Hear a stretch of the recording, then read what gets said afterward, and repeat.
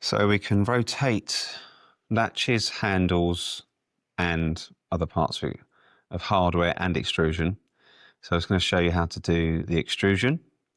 So if the default direction of the extrusion doesn't suit your needs, you can go into the edit, click on the extrusion, and then you will see the direction of the extrusion, and you can rotate so that the legs become on the opposite faces,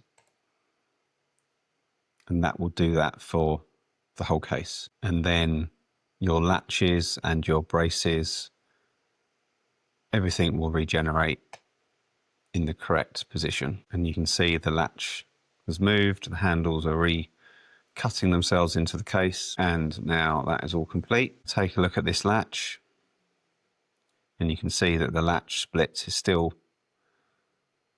in the right place, just moved, and you'll now see that the brace here is in the correct place. However, this one will have moved because of the lid size, but you can adjust your lid size to correct that now. If you want to rotate a piece of hardware, like this latch for instance, into the edit mode, and then you can use the rotate functionality and then the green tick. Same with a handle.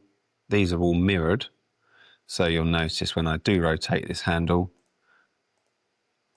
the rest of them will follow. It's obviously not a common function, but you get the idea of how the mirror function behaves. There we are. And you could, if you needed to, rotate a corner wheel or a corner.